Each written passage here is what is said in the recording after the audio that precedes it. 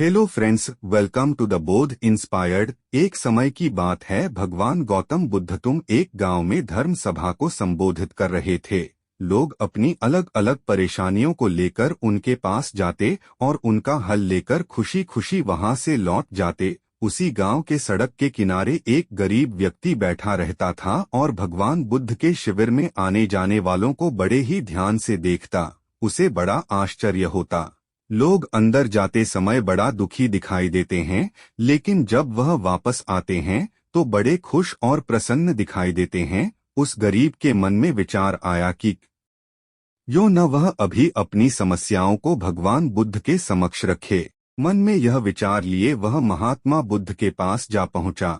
लोग लाइन में खड़े होकर अपनी समस्या बता रहे थे और कुछ ही समय में उस गरीब व्यक्ति की बारी आई। जब उस गरीब व्यक्ति की बारी आई तो उसने सबसे पहले महात्मा बुद्ध को प्रणाम किया और फिर कहा, भगवान, इस गांव में लगभग सभी लोग खुश हैं और समृद्ध हैं, फिर मैं ही क्यों गरीब हूँ।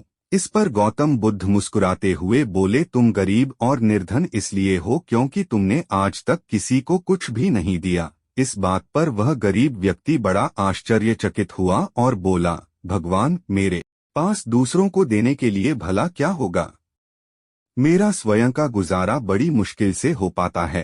लोगों से भीख मांगकर मैं अपना पेट पालता हूँ, 2 टाइम का खाना भी जैसे तैसे करके खाता हूँ। भगवान बुद्ध कुछ समय उसकी बातें सुनते रहे, फिर बोले, तुम सबसे बड़े अज्ञानी हो। औरों के साथ बांटने के लिए भगवान ने तुम्हें काफी सारी चीजें दी है। मुस्कान जिससे तुम लोगों में आशा का संचार कर सकते हो, मुख दिया हुआ है ताकि तुम लोगों को 2 मीठे शब्द बोल सको, उनकी प्रशंसा कर सको, और 2 हाथ दिए हैं जिससे तुम लोगों की मदद कर सकते हो।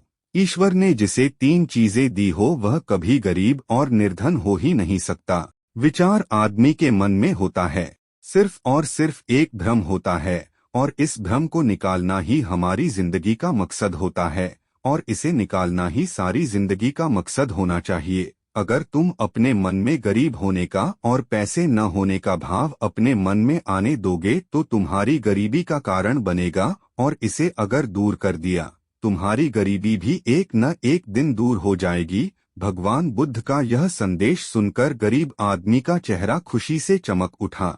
उसने इस उपदेश को अपने जीवन में उतारा और फिर कुछ समय बाद उसका सारा दुख कष्ट दूर हो गया। फ्रेंड्स, वैसे आप सभी कमेंट करके बता सकते हो आपने इस कहानी से क्या सीखा।